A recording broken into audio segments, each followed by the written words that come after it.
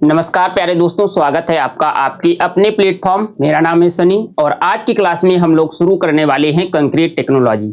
जैसा कि आपको पता है कि कल की क्लास में हम लोगों ने सिलेबस डिस्कशन किया था, जिसके हमने ऑफिशियल सिलेबस को बहुत ही डिटेल में जाना था। इसके साथ ही साथ हमने ऑफिशियल सिलेबस को आरआरबी जेईई और एसएससी जेईई के ऑफिशियल सिलेबस से भी मैच करके देखा था। तो आज हम लोग शुरू करने वाले हैं इसकी फर्स्ट यूनिट बहुत ही डिटेल में। तो आइए शुरू करते हैं।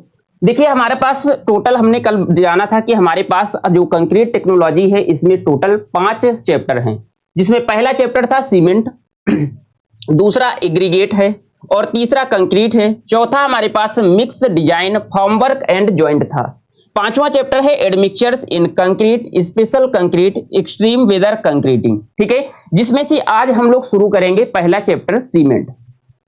चैप्टर शुरू करने से पहले हम लोग थोड़ा सा जानेंगे इसकी बेसिक टर्मिनोलॉजी, जिससे आपको ये जो बेसिक टर्मिनोलॉजी है वो बार बार इस पूरे कंक्रीट सीमेंट कंक्रीट मटेरियल्स जो आपका सब्जेक्ट है इसमें बार बार यूज होंगी, जिससे आप इन्हें पहले ही समझ लेंगे तो आपको चीजें और आसान हो जाएंगी।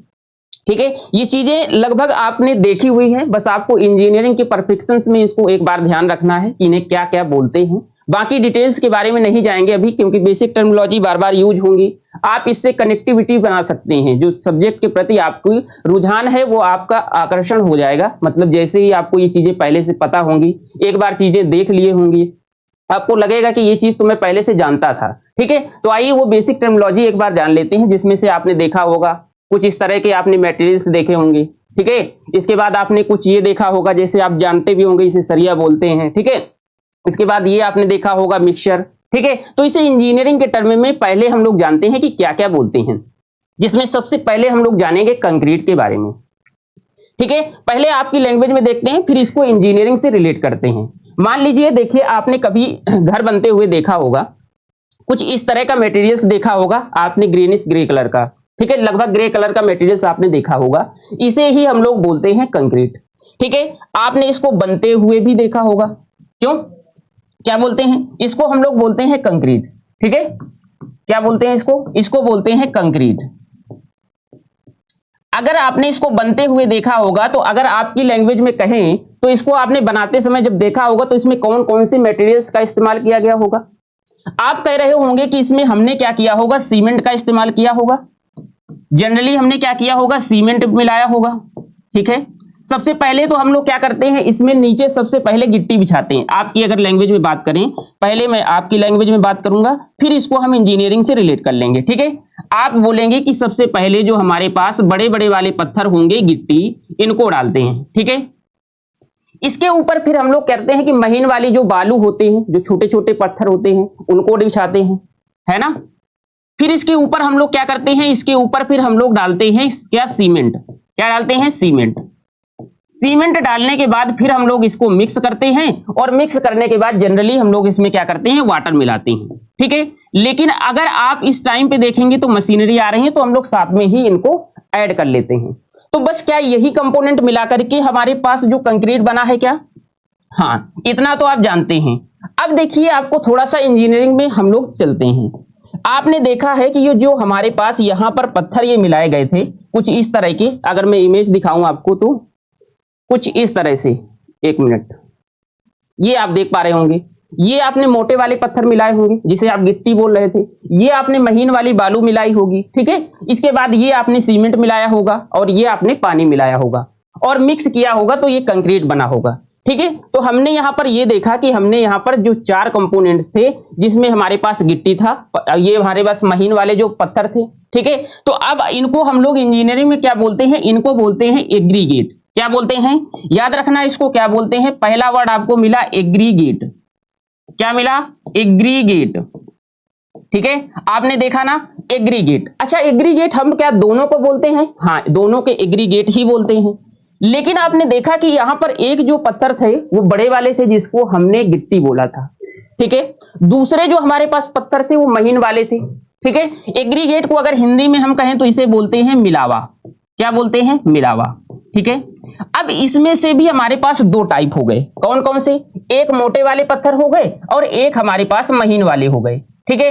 तो अगर मैं मोटे वाले की बात करूं और महीन वाले की बात करूं, इनको भी अगर मैं दो भागों में बांटने का प्रयास करूं, तो जो हमारे पास मोटे वाले होते हैं और जो महीन वाले होते हैं, अगर महीन वाले बोलते हैं, इसे बोलते हैं फाइन एग्रीगेट। क्या बोलते हैं भाई? फाइन एग्रीगेट बोलते हैं। मतलब अगर इसे हिंदी में कहेंगे तो इसे कह सकते हैं महीन मिलावा। ठीक है। अच्छा, इसके बाद जो मोटे वाले हमारे पत्थर थे, इन्हें बोलते हैं कोर्स एग्रीगेट। क्या बोलते हैं? Coarse aggregate. ठीक है। तो यहां पर आपने देखा कि यहां पर जो सीमेंट था उसको तो हमने सीमेंट ही बोला, इसको हमने क्या कर दिया, जो दोनों पत्थर थे हमने मिलाए थे, छोटे वाले और महीन वाले, इनको हमने बोला जनरली एग्रीगेट। एग्रीगेट में जो फाइन वाले थे, मतलब छोटे वाले थे, उनको हमने कहा फाइन एग्रीगेट, और जो बड़े वाले थे उनको हमने कहा कोर्स एग्रीगेट। ठीक है। तो अब आपने जाना कि जो हमारे पास ये कंक्रीट बना, इसमें अगर मैं कहूं ये मिक्सचर किसका हो गया? सीमेंट का हो गया, एग्रीगेट का हो गया, प्लस वाटर का हो गया। किसका किसका हो गया? इस जनरली इक्वेशंस को हम इंजीनियरिंग में लिखें तो ये किसका किसका मिक्सचर हो गया? सीमेंट का हो गया। हो गया कि नहीं हो गया? ठीक है। प्लस हमने क्या किया, इसमें एग्रीगेट मिलाया, एग्रीगेट। ठीक है, एग्रीगेट। आप लोगों से देखो पहले एक मेरी रिक्वेस्ट है कि जितने भी आपके इंजीनियरिंग टर्म हैं, ठीक है, इंजीनियरिंग टर्म को आप यही प्रयास करिएगा कि इंग्लिश में पकड़ने का प्रयास करिएगा, क्योंकि जब आगे अगर आपको केवल डिप्लोमा ही पास करना है तो आप तो हिंदी में पास कर लेंगे, कोई दिक्कत नहीं है। लेकिन अगर भविष्य में आपको किसी भी AJE की तैयारी करना है, किसी भी एग्जाम को, ठीक है, तो ये वर्ड आपको इंग्लिश में ही वहां देखने को मिलेंगे। आप आगे प्रिपरेशन करेंगे तो कोई भी आपको स्टैंडर्ड बुक हिंदी में नहीं देखने को मिलेगी। ठीक है, हर बुक आपको इंग्लिश में ही मिलेगी। ठीक है। इसके बाद इंग्लिश हिंदी में क्या होता है, एक ही वर्ड के कई नाम हो जाते हैं, तो वहां पर आपको कंफ्यूजन क्रिएट हो सकता है। तो इस वजह से चीजें आपको क्या करना है, हिंदी में नहीं पकड़ना, इंग्लिश में पकड़ के चलना है। मैं ये नहीं कहूंगा कि आप टोटल इंग्लिश पकड़िए। अगर हिंदी मीडियम से हैं, धीरे धीरे पढ़ते पढ़ते आपको नॉलेज हो जाएगा और पूरी टोटल इंग्लिश पकड़ने लगेंगे। लेकिन अभी के लिए एटलीस्ट टेक्निकल जो वर्ड है उसको इंग्लिश में तो पकड़ लीजिए। ठीक है। डेली आप उनसे क्या करेंगे, शब्द को बोलेंगे। ठीक है। तो धीरे धीरे चीजें फैमिलियर हो जाती हैं, मतलब आपको आसानी से समझ में आने लगेगी। लेकिन अगर ये सोच के बैठेंगे कि नहीं हमें इंग्लिश तो आएगी ही नहीं, तो फिर आएगी भी नहीं। ठीक है। चलिए, अब आपने देखा यहां पर हमारे पास, हमने कहा कि ये सीमेंट हो गया, ये एग्रीगेट हो गया, प्लस हमारे पास यहां पर जो वाटर हो गया, इन तीनों का मिक्सचर जो हमारे पास हो गया वो क्या हो गया, वो हो गया कंक्रीट। ठीक है। चलो, अब हमने कहा कि एग्रीगेट के भी दो पार्ट हमने किए थे, एक हमने फाइन किया था तो एक हमने दूसरा किया था कोर्स। तो आप इसको ऐसे भी कह सकते हैं कि जो cement concrete is the mixture of cement, aggregate and water, या दूसरे तरीके से आप इसको बोलना चाहें तो concrete is the mixture of cement, fine aggregate, coarse aggregate and water, मतलब इन चार चीजों का मिक्सचर है। लेकिन आप ये मत कहिएगा कि कंक्रीट सैंड मतलब बालू, ठीक है, इसके बाद गिट्टी, क्योंकि इसके एग्जाम्पल होते हैं। अगर आप फाइन एग्रीगेट का एग्जाम्पल कहेंगे तो इसका एग्जाम्पल होता है सैंड। ठीक है। तो आपको ये डायरेक्ट एग्जाम्पल पर नहीं जाना, इसका एग्जाम्पल जो होता है वो होता है सैंड। ठीक है। और इसका एग्जाम्पल जो आपने कोर्स एग्रीगेट देखा, गिट्टी देखा, वो होता है। क्लियर हुआ? आई होप ये चीजें आपको क्लियर हुई होगी कंक्रीट होता क्या है। अब देखिए, इसको हमने डायग्राम से समझने का प्रयास किया है, एक बार देख सकते हैं। ठीक है। यहां पर आप देख पा रहे होंगे कि ये हमारे पास सीमेंट है, ये लिखा भी हुआ है सीमेंट। ठीक है। इसके बाद ये सैंड हो गई, सैंड का मतलब वही हमारे पास जो फाइन एग्रीगेट था, बोलो क्या था, फाइन एग्रीगेट था। क्लियर है? इसके बाद आपने देखा कि ये हमारे पास एग्रीगेट, एग्रीगेट जनरली लिखा है, ये एक प्रकार का कोर्स एग्रीगेट है। कैसा है? Coarse aggregate. ठीक है, कोर्स एग्रीगेट। इसके बाद आपने देखा वाटर, यहां पर वाटर एक ग्लास में है, जनरली इतना पानी यूज नहीं करते हैं, ज्यादा पानी लगेगा लेकिन समझाने के लिए। ठीक है। फिर आपने देखा जैसे ही हमने आपको मिक्स किया तो मिक्स करने के बाद ये मटेरियल्स हमारा कुछ इस तरह मिलकर के आया। क्या मिलकर के बना? ये हमारे पास इस तरह का मटेरियल्स मिलकर के बना। अब इसने को क्या किया, हमने एक फॉर्मवर्क बनाया, कल हमने फॉर्मवर्क दिखाया था। हमने कहा था एक टेम्परेरी प्लेसमेंट होता है, जो हम लोग शटरिंग वगैरह देखते हैं ना, उसको जिस शेप में हमें कास्ट करना होता है कंक्रीट का, उस शेप में हम लोग क्या करते हैं, एक टेम्परेरी बॉक्स बनाते हैं। जैसे आपने स्लैब की कास्टिंग करते हुए देखा होगा, तो स्लैब के शेप का हम उसको हमारे पास कंक्रीट को रजिस्ट करें। कॉलम को अगर बनाना है तो कॉलम के शेप का आपने बॉक्स बनाया होगा और इस पे आपने कंक्रीट को फिल कर दिया होगा। तो ये हमारे पास क्या कहलाता है, फॉर्मवर्क कहलाता है। अब आपने क्या किया, इस कंक्रीट को यहां पर कास्ट किया, जनरली इसकी क्यूरिंग की और बाद में यही कंक्रीट इस शेप में आप करके बन करके तैयार हुआ और यही एक स्ट्रक्चर बन जाता है। क्लियर है? आई होप कंक्रीट आपको बहुत अच्छे से क्लियर हुआ होगा। चलिए दूसरी चीज अगर बात करते हैं तो आप इतना जानिएगा कि इसको आपने पहले से देखा होगा। ये क्या होता है? अगर मैं आपसे पूछूं तो ऐसा कोई बच्चा नहीं होगा जो इसको देख करके ये नहीं कहेगा कि ये सरिया नहीं है क्या? इसको हम लोग जनरली बोलते हैं सरिया। ठीक है, तो आपको अगर इसको बात करते हैं सरिया, इसको इंग्लिश में अगर मैं कहूं तो इसको बोलते हैं स्टील बार। क्या बोलते हैं? Steel bar. अच्छा एक चीज मैं आपसे अगर पूछूं, अगर मैं अभी आपसे पूछूं कि ये बताइए जो सरिया होता है, स्टील बार होता है, वो किसका बना होता है? तो सबका जवाब आएगा कि सर ये तो लोहे का बना होता है, फेरस का होता है। लेकिन क्या ये लोहे का होता है? आज से इसको बिल्कुल भूल जाइएगा, ये लोहे का नहीं बना होता है। ठीक है, ये किसका बना होता है? ये स्टील का बना होता है। किसका बना होता है? स्टील का बना होता है। स्टील का बना होता है। फिर आपके मन में ये सवाल उठेगा कि सर ये अगर स्टील का बना होता है तो हम देखते हैं कि ये सरिया जो पड़ा रहता है खुले में तो इसमें तो जंग लग जाती है। हमने तो देखा है कि स्टील में जंग नहीं लगती है। हमारे घर में बर्तन जो यूज हो रहे हैं वो भी स्टील के हैं लेकिन उसमें जंग नहीं लगती। लेकिन जो ये स्टील होती है ये हमारे पास माइल्ड स्टील होती है। ठीक है, अभी आपको जब आगे पढ़ेंगे तो माइल्ड वगैरह आपको और थोड़ा अच्छे से क्लियर होगा। लेकिन जो घरों में आप यूज करते हैं वो आपके माइल्ड स्टील नहीं होती। वो कौन सी होती है? वो स्टेनलेस होती है। ठीक है, तो ये जो डाउट आपके मन में बन सकता है उसको मैं यहीं पर क्लियर कर देता हूं। ठीक है, ये होती है स्टेनलेस स्टील। इसमें क्या होता है? स्टील का जो परसेंटेज होता है उसके साथ हम लोग क्या करते हैं? क्रोमियम को ऐड करते हैं। ठीक है, क्रोमियम मिला दिया, निकल मिला दिया। क्रोमियम जनरली 18% तक इसमें क्रोमियम मिलाया जाता है। ये क्या करता है? क्रोमियम जो होता है जंग से बचाने का काम करता है। क्लियर हुआ? तो आपने एक चीज देखा कि जो आज तक आपने सुना था कि स्टील जो ये जो सरिया होती है लोहे की बनी होती है, तो इसको हमेशा के लिए आज से भूल जाइएगा। ठीक है, तो ये किसकी बनी होती है? स्टील की बनी होती है। ठीक है, अब आपने ये देखा कि जनरली हमारे पास ये प्लेन दिख रही है, इसमें कुछ इस तरह के खांचे बने हुए हैं। तो ये हमारे पास जो प्लेन वाली होती है इसे ही बोलते हैं माइल्ड स्टील। ठीक है, इसे बोलते हैं हम लोग माइल्ड स्टील। जब आप लोग आरसीसी पढ़ेंगे, आरसीसी में आपको ये स्टील के बारे में डिटेल पढ़ाया जाएगा। ठीक है, इसको आप देखेंगे तो HYSD बोलते हैं। जनरली अभी आप उस पर मत जाइए क्योंकि आपको समझ में नहीं आएगा। ठीक है, HYSD high yield strength deformations bar. ठीक है, बस अभी आपको इतना ही जानना है कि ये सरिया आपने पहले से देख रखा होगा, इसके बारे में बस आपको थोड़ा सा पता होना चाहिए। ठीक, अब देखिए हमने कहा कि कंक्रीट हमने पढ़ा, इसके बाद हमने सरिया पढ़ा। इसका दूसरा नाम अगर आप देखेंगे तो इसका नाम याद रखिएगा। हमने कहा तो ये तो स्टील बार हो गया, जनरली जो नाम होता है स्टील बार होता है। लेकिन अगर इसका दूसरा इंजीनियरिंग में नाम बोलते हैं तो इसको बोलते हैं रेनफोर्स्ड सीमेंट बार। क्या बोलते हैं? इसको बोलते हैं रेनफोर्स्ड। एक मिनट यहां पे लिख देता हूं, कलर चेंज कर लेते हैं। ठीक है, इसको क्या बोलते हैं? रेनफोर्स्ड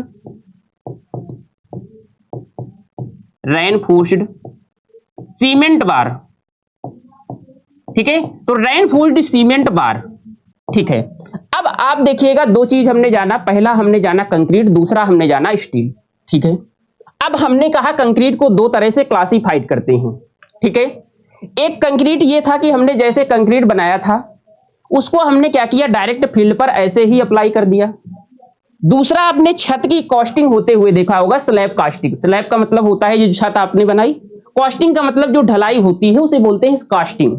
ठीक है, जब स्लैब कास्टिंग देखा होगा तो इसमें हम लोग पहले सरिया का ये जाल बिछाते हैं, जो रेनफोर्स्ड स्टील बार होता है इसका जाल बांधते हैं। फिर इसके बाद हम लोग इसको कंक्रीटिंग करते हैं। एक हमारे पास ये था कि जब भी हम लोग कोई फाउंडेशन वर्क करते हैं तो हमारे पास कंक्रीट को या जो भी हमारे पास स्ट्रक्चर बन रहा था उसको डायरेक्ट मिट्टी के कांटेक्ट से हटाने के लिए इसमें केवल हम डायरेक्ट कंक्रीट पुट कर देते हैं। ठीक है, इसमें अभी तक हमने क्या किया है? सरिया नहीं डाला है। तो ये हमारे पास जिसमें हमने क्या किया है? सरिया नहीं डाला, इसको बोलते हैं PCC। मतलब अभी इसमें कुछ नहीं मिलाया है, प्लेन है तो इसका नाम होता है PCC। PCC का मतलब प्लेन।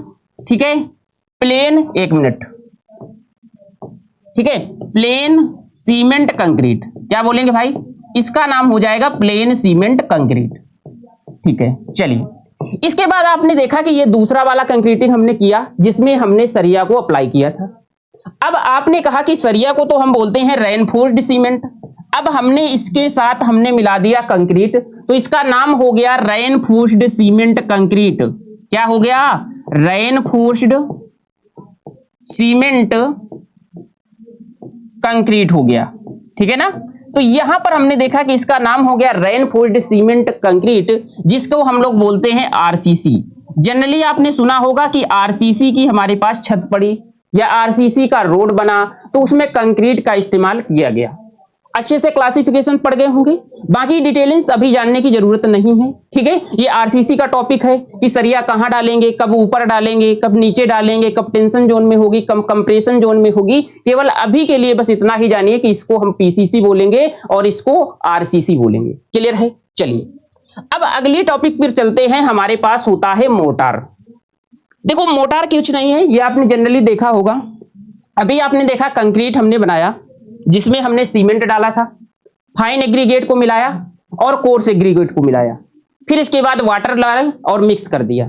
अब हमने क्या किया, उसी कंक्रीट में हम कोर्स एग्रीगेट को हटा देते हैं। कभी आपने क्या वो देखा होगा, इस प्रकार की दीवार की चिनाई होते देखा होगा। दीवार हो गई ये वाल, चिनाई को बोलते हैं मैसोनरी। क्या बोलते हैं? मैसोनरी। तो ये चिनाई में जब आपने देखा होगा ये गैप में जो ये हमारे पास मोटार फिल किया गया, इसको बोलते हैं मोटार। जनरली अगर आपके टर्म में बोला जाए तो इसको हो सकता है आप मसाला बोलते होंगे। ठीक है, तो इसको हम लोग बोलते हैं इंजीनियरिंग में मोर्टार। याद रखेंगे, ये जो आपका ग्रे कलर का यहाँ पर मटेरियल फिल हुआ है इसे बोलते हैं मोर्टार। ठीक है, तो अब आप देखेंगे कि ये मोर्टार क्या होता है, इसको बनाते कैसे हैं। जैसे आपने कंक्रीट को बनाया था, जो जो कंपोनेंट कंक्रीट में यूज हुए थे सेम यही यूज होते हैं, बस इसमें कोर्स एग्रीगेट हट जाता है। बस आपने देखा कि ये सीमेंट हमारे पास है। क्या है? ये सीमेंट है। सीमेंट के बाद हमने सैंड मिलाया। सैंड का मतलब फाइन एग्रीगेट। क्या मिलाया था भाई? फाइन एग्रीगेट मिलाया। चलिए फाइन एग्रीगेट हमने मिलाया, इसके बाद सीमेंट मिलाया, इसको आपस में मिक्स करके वाटर मिलाया और ये हमारे पास मोटार बनकर के तैयार हुआ। इसका काम क्या था? ये जो हम दीवार की चिनाई कर रहे थे ना, इनको आपस में क्या कर रहा है? बाउंडेड कर रहा है, सीमेंटेड कर रहा है, बांधने का काम कर रहा है। ठीक है, तो यहां पर जो हमारे पास ये दिख रहा है मटेरियल्स, ये होता है मोर्टार। ठीक है, तो तीन चीज आपने अभी जाना, कंक्रीट, रेनफोर्स्ड सीमेंट बार जिसे हम स्टील बार बोलते हैं, तीसरा हमें मोर्टार क्या बोलते हैं। इसे हिंदी में भी अगर आप लिखना चाहें तो मोर्टार लिख सकते हैं। ठीक है, मोर्टार। ठीक है, जनरली अगर इसे आप बोलेंगे तो मसाला भी कह सकते हैं, बट मैंने कहा है कि इंग्लिश में चीजों को पकड़ने का प्रयास करिए। अगर हिंदी में पकड़ेंगे तो वही आपकी हमेशा के लिए आदत बन जाएगी। ठीक है, आपने यहां पर देखा होगा ये हमारे पास जो होती है इसे जनरली बोलते हैं वाल। क्या बोलते हैं? वाल। इतना तो पता है। ठीक है, अगर वाल बोलते हैं तो ये हमारे पास ब्रिक की बनी हुई है तो ब्रिक वाल बोल देंगे क्या इसको? तो सर बोलेंगे कि और भी कोई वाल होती है क्या? हाँ, अभी आप आगे भी पढ़ेंगे तो आपकी स्टोन वाल भी होती है, पत्थरों की जो बनाई जाती है। ठीक है, पहले आपने पुराने जमाने के जो राजा महाराजा होते थे उनके जो महल बने होते थे उस टाइम ब्रिक तो होता नहीं था, तो उस टाइम वो पत्थर के ही होते थे, स्टोन के होते थे, तो वो स्टोन मशीनरी होती थी। ठीक है, अब आपने क्या किया, ये हमें चिन चिन करके बनाया है, मतलब चिनाई की है। ठीक है, तो इसको हम लोग बोल देते हैं मैसोनरी वर्क। क्या बोलते हैं? Masonry, masonry work. ठीक है, मैसोनरी का मतलब होता है चिनाई करना। क्या बोलना? चिनाई। अच्छा, अब ऐसा तो है नहीं कि कोई जादू से इसकी चिनाई हो गई हो। इसके लिए कोई पर्सन आया होगा, इंडिविजुअल, जो इस चिनाई करने सीखा होगा, जिसे आप कहते हैं राजमिस्त्री। ठीक है, कुछ इस तरह का दिखता होगा। ये दिख रहा है, देखो, ये मशीनरी वाल हो गई। ये पर्सन है जो इसकी चिनाई कर रहा है, तो इसे बोलते हैं मेसन। क्या बोलते हैं? मेसन। और मेसन से ही शब्द निकल कर आया है मैसोनरी। तो इसको क्या बोलेंगे? इसकी देखो टोपी पे लिख देते हैं, कैप में। ठीक है, ब्लैक से लिखते हैं, ज्यादा सही समझ में आएगा। इसको बोलते हैं मेसन। ठीक है, मेसन का मतलब होता है राजमिस्त्री।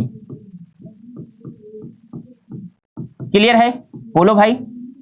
अब आपने यहां पर इसके दो इंस्ट्रूमेंट भी देखे होंगे, केवल आप इनको नाम जानना और इसका थोड़ा सा काम जानना, बस इतना ही जरूरी है। आपने ये देखा, ये जो बीच में लगे हुए हैं ये क्या हैं? ये ब्रिक हैं।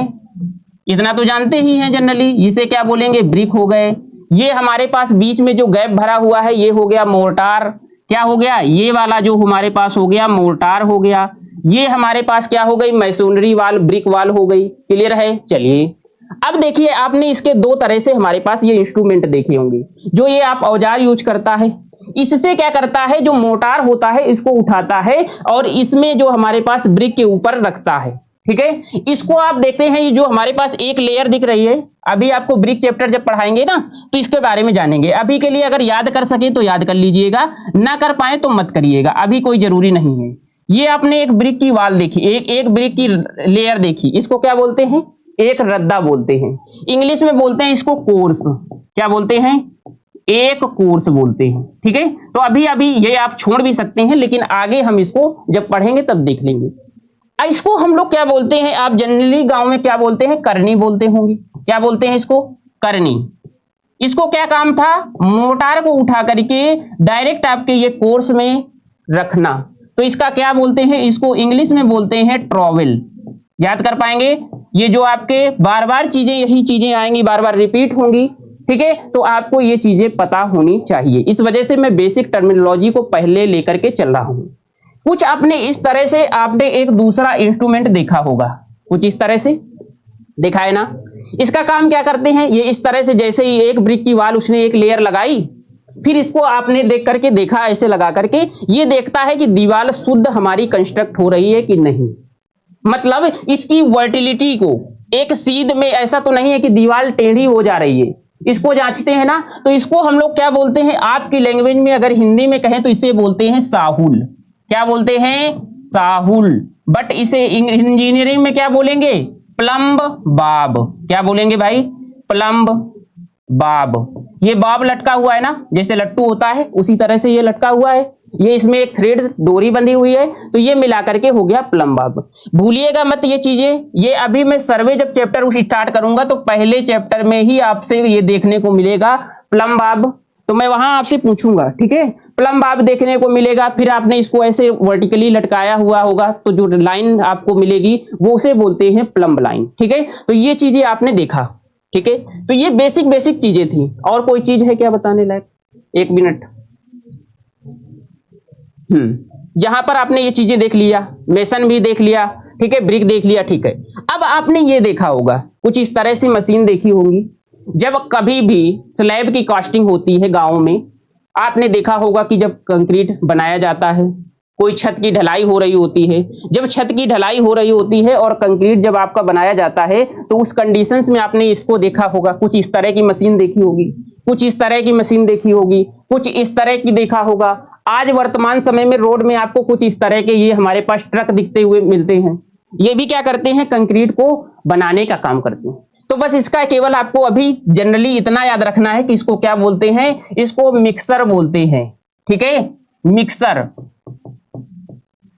मिक्सर, मिक्सचर नहीं, मिक्सर। ठीक है, जैसे आपने क्या किया होगा, घर में मिक्सिंग मशीन आती है ना, मिक्सचर मशीन जो आती है, जो अभी आप जनरली फेस्टिवल में कुछ बनाने के लिए आप इस्तेमाल करते हैं, पीसने के लिए, या मसाला वगैरह हो गए, तो वही हमारे पास इसी का बड़ा रूप होता है जो कंक्रीट को मिक्स करने के लिए इस्तेमाल होता है, ये होता है मिक्सर। ये टिल्टिंग नॉन टिल्टिंग ये डिटेलिंग बात की बात है, बस आपको इतना जनरली जानना चाहिए। आप लोग अगर इसको देखे होंगे तो इसका मैं नाम अभी बता देता हूं, इसको बोलते हैं, इसमें क्योंकि नाम लिखा नहीं है, इसको बोलते हैं ट्रांजिट मिक्सर। ठीक है ना, ट्रांजिट मिक्सर। ठीक है, तो यहां पर हमारे पास इस बार आरआरबी का जो क्वेश्चन हुआ था, पेपर हुआ था, उसमें ये पूछा गया था। बस अभी आपको केवल इतना पता होना चाहिए कि जब ये रोड में आपको दिखे, रास्ते में दिखे, तो आपको ये तुरंत बता देना है कि ये क्या है, इसका नाम है ट्रांजिट मिक्सर। ठीक है, ट्रांजिट मिक्सर। ये थी आपकी बेसिक टर्मिनोलॉजी। ठीक है, जनरली इतनी पर्याप्त है। देखिए, कंक्रीट की हमने डिफिनीशन बताई थी, इसमें लिखा हुआ है, तो इसको एक बार पढ़ लेते हैं, फिर हम लोग शुरू करते हैं पहला चैप्टर जिसका नाम है सीमेंट। पढ़िएगा, कह रहा है कि कंक्रीट एक निर्माण सामग्री है जो सीमेंट किससे बनी है भाई, जो कि जनरली हमारे पास, एक मिनट हाइलाइटर यूज करते हैं। आप देख पा रहे हैं कि जो सीमेंट, इसके बाद बालू, एग्रीगेट तथा पानी को मिलाकर के बनाई गई। हमने कहा 4 कंपोनेंट यूज हुए। पहला कौन कौन सा, पहला हमारे पास सीमेंट, दूसरा बालू, बालू का मतलब फाइन एग्रीगेट, इसके बाद एग्रीगेट जिसमें हमारे पास दोनों पार्ट हो गए, फाइन और कोर्स। ठीक है, को मिलाकर के हमारे पास क्या बना, हमारे पास कंक्रीट बना, जो समय के साथ कठोर होकर मजबूत और टिकाऊ द्रव्यमान बनाता है। ठीक है, क्लियर है? मजबूत और टिकाऊ द्रव्यमान का क्या मतलब है? ये जो आपको यहां पर स्ट्रक्चर बन करके तैयार हुआ था, यही हमारे पास मजबूत और टिकाऊ क्या है? मास है। ये जिस शेप में हम चाहते थे उस शेप में हमने इसको क्या कर लिया? कास्ट कर लिया। ठीक है। इंग्लिश में अगर देखेंगे तो इंग्लिश में यही चीज लिखी हुई है। कह रहा है concrete is the construction materials made by mixing cement, किसको? Sand, aggregate. एग्रीगेट के दो ही पार्ट थे, हमने कहा था आप डायरेक्ट लिख सकते हैं is the cement aggregate and water which hardens, मतलब हार्ड होने के बाद विद टाइम्स, समय के साथ form a strong and durable mass. ठीक है, क्लियर है? चलिए, तो ये थी आपकी बेसिक टर्मिनोलॉजी जो आपको बार बार यूज होगी, तो आपको ये चीजें पहले से पता होंगी, तो आप अच्छे से चीजों को समझ पाएंगे। ठीक है, अब हम लोग चलते हैं सिलेबस के अंदर, जिसमें पहला हमारा पास चैप्टर होने वाला है सीमेंट। ठीक है, तो अब इसके बारे में हम लोग पढ़ने वाले हैं डिटेल में। चलिए, सीमेंट में आपने देखा होगा कि जो हम लोग सीमेंट का इस्तेमाल क्या हो रहा था। आप अगर मैं अभी तक आपने कंक्रीट पढ़ लिया जिसमें सीमेंट का यूज हो रहा था, मोटार आपने पढ़ा जिसमें सीमेंट का यूज हो रहा था। अगर मैं कहूं कि सीमेंट का इसमें काम क्या है, सीमेंट का इसमें अगर मैं कहूं कि काम क्या था, जैसे हमने कहा कंक्रीट में सीमेंट यूज हुआ था, कंक्रीट से सीमेंट को हटा दीजिए, एग्रीगेट और वाटर को आप मिक्स कर दीजिए, क्या बताओ, जैसे ही उसमें पानी सूखेगा क्या वो अपनी पोजीशंस में बने रहेंगे? क्या उसमें कोई चेंजमेंट होगा? क्या नहीं होगा ना। तो आपने ये देखा कि जब आपने इस पर सीमेंट मिलाया तो ये क्या किए, जितने भी कंपोनेंट थे सबको आपस में बांध दिया, मतलब उसको आपस में मिक्स करने के बाद एक हार्ड स्ट्रेटा या हार्ड मटेरियल में कन्वर्ट कर दिया। तो क्या मैं ये कह सकता हूं कि सीमेंट का जो काम है इन सभी कंपोनेंट को आपस में बांधने का काम कर रहा है? बोलो, तो सीमेंट को क्या मैं बांधने का अगर काम कर रहा है तो क्या मैं इसको नाम बाइंडिंग मटेरियल दे दूं? सीमेंट का मतलब ही होता है बांधने वाला। सीमेंटिंग मटेरियल्स कह सकता है या बॉन्डिंग मटेरियल कह सकता है। तो आपने एक चीज देखा कि सीमेंट एक बॉन्डिंग मटेरियल है, मतलब जो सभी कंपोनेंट को बांधने का काम करता है। कैसे मटेरियल है? एक बाइंडिंग मटेरियल से। क्लियर है? चलो आ जाओ, देखो सीमेंट आपने जनरली देखा होगा, केवल इतना देखिए ये सीमेंट है। ये क्या कर रहा था, सभी कंपोनेंट को आपस में, जो भी कंक्रीट यूज कर रहे थे उसके कंपोनेंट थे, एग्रीगेट था, फाइन एग्रीगेट था, कोर्स एग्रीगेट था। ठीक है, वाटर को भी मिक्स किया, जिससे ये क्या हुआ, वाटर क्यों मिक्स किया गया? इसको एक्टिव करने के लिए। ठीक है, अभी इसमें कौन कौन सी रिएक्शंस होती है वो कल के क्लास में देखेंगे, लेकिन अभी के लिए हमने क्या किया, वाटर मिलाया, कोर्स एग्रीगेट मिलाया, फाइन एग्रीगेट मिलाया और इसमें सीमेंट डाला, इनको मिक्स किया, तो इसने क्या किया, सब कंपोनेंट को आपस में बांध दिया।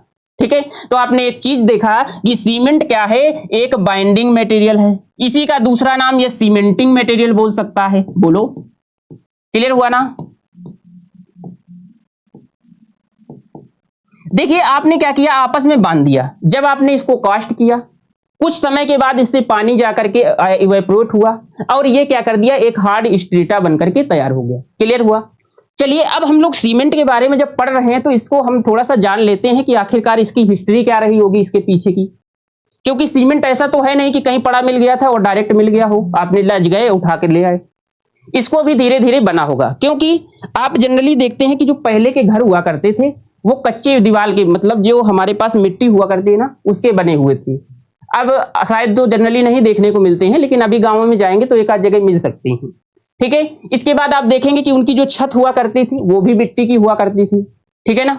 लेकिन फिर क्या हुआ, जब सीमेंट का आविष्कार हुआ तो फिर हमारे पास, क्योंकि कंक्रीट बाद में ही बनेगा, जब तक सीमेंट नहीं है तब तक तो कंक्रीट बन नहीं सकता। सीमेंट के बनने से कंक्रीट बना, लेकिन पहले कंक्रीट नहीं आया। पहले हमारी छतें जो हुई वो कंक्रीट की डायरेक्ट नहीं बन करके बनी, क्योंकि पहले जो छतें हुई पहले कच्ची हुआ करती थी। इसके बाद क्या हुआ, ब्रिक की छतें बनी। ब्रिक को हमने क्या किया, पहले हमने वहां पर सरिया बिछाया जो रेनफोर्स सीमेंट बार, उसके ऊपर हमने क्या किया, एक ब्रिक की लेयर को बिछाया। इसके बाद उसमें मोटार फिल कर दिया, क्योंकि कंक्रीट अभी भी हमारे पास नहीं आया था। तो आपने पहले ही कुछ छतें देखा होगा जिसमें आपको ईंट लगी हुई दिखी होंगी, जिसमें ब्रिक की हमारे पास स्लैब होती है। ठीक है, अब जनरली वो भी धीरे धीरे खत्म हो रही है। अब जितनी भी आपकी स्लैब हो रही है वो कंक्रीट की ही देखने को मिल रही है। ठीक है, तो देखिए थोड़ा सा इसके हिस्ट्री के बारे में अगर जानते हैं तो देखो, एक बात समय क्या था, जो हमारे पास 1824 की बात है, थोड़ा सा समझ लीजिएगा। 1824 इंग्लैंड में क्या था कि एक मेसन थे। मेसन कौन? वही राजमिस्त्री। ठीक है, ये कोई वैज्ञानिक नहीं थे या ना कोई इंजीनियर थे। इन्होंने क्या किया था कि हमारे पास जो मिट्टी होती है ना, ये जो हम लोग इसको बोलते हैं क्ले, आप लोग जनरली जानते हैं, याद रखना जो हमारे पास इंजीनियरिंग में मिट्टी होती है उसको क्ले बोलेंगे। इसी का दूसरा नाम होता है आर्जिल। क्या होता है? आर्जिल। ठीक है, दो नाम हमने देखा, पहला हमारे पास होता है क्ले, मिट्टी कह सकते हैं, आर्जिल हिंदी में इसको हम लोग मिट्टी ही बोलेंगे। क्लियर है? इन्होंने क्या किया, इस क्ले के साथ थोड़ा सा चूना मिला दिया, चूना का मतलब लाइम मिला दिया। ठीक है, इसमें क्या किया इन्होंने, क्ले को, ठीक है, इसके बाद इन्होंने लाइम को मिला दिया और मिला करके इन्होंने जैसे रखा और इसमें थोड़ा सा पानी मिक्स किया तो इनको देखने को क्या मिला कि ये एक पत्थर के रूप में कन्वर्ट हो गया। कैसे बन गया? एक हार्ड मटेरियल बन गया, एक पत्थर के रूप में बन गया। तो इनको देखने से ये क्या पता चला, इनको पता चला कि अच्छा मैं सीमेंट को क्ले को और लाइम को मिला रहा हूं तो इसमें कहीं ना कहीं बाइंडिंग प्रॉपर्टी डेवलप हो जा रही है। मतलब इसने क्या किया, मिट्टी को आप ऐसे मिलाई, इसमें थोड़ी सी बाइंडिंग प्रॉपर्टी होती है, लाइम को आपने मिलाया, इसमें भी बाइंडिंग प्रॉपर्टी होती है। इन्होंने देखा कि आपस में बांध रहा है। फिर इन्होंने क्या देखा कि इसमें कुछ मोटे वाले पत्थर मिलाए, पत्थर मिलाकर के फिर इन्होंने पानी डाला तो इनको लगा कि ये फिर भी पत्थरों को बांध दे रहा है। तो इनको लगा कि ये एक ऐसा हमारे पास मटेरियल्स बनकर के तैयार हो गया जिससे हम एग्रीगेट को बांध सकते हैं, ब्रिक को आपस में चिपका सकते हैं। और इन्होंने क्या किया, इसकी खोज कर दी। अब इन्होंने नाम क्या दिया, जैसे ही ये हार्ड मटेरियल बनकर के तैयार हुआ तो इसका कलर था, एक हमारे पास इंग्लैंड में पत्थर पाया जाता है जिसका नाम होता है पोर्टलैंड। क्या नाम पाया जाता है? पोर्टलैंड। ठीक है, चलो इन्होंने देखा कि ये इसका कलर तो पोर्टलैंड पत्थर के आकार का है, मतलब कलर जो मैच कर रहा है पोर्टलैंड पत्थर से मैच कर रहा है, स्टोन से। तो इन्होंने इसका नाम दे दिया पोर्टलैंड सीमेंट। ठीक है, तो जो हमारी सबसे पहली जो सीमेंट बनी थी वो हमारे पास यही बनी थी और यही इसके पीछे की हिस्ट्री थी। ठीक है, अब सबसे ज्यादा यही बनी थी, ये पहली वाली थी। अब वर्तमान में इसी पोर्टलैंड को हमने बना दिया क्योंकि ये ऑर्डिनरी थी, मतलब सबसे पहले बनी थी, तो इसका नाम हम लोगों ने रख दिया ऑर्डिनरी पोर्टलैंड सीमेंट। क्या नाम रख दिया?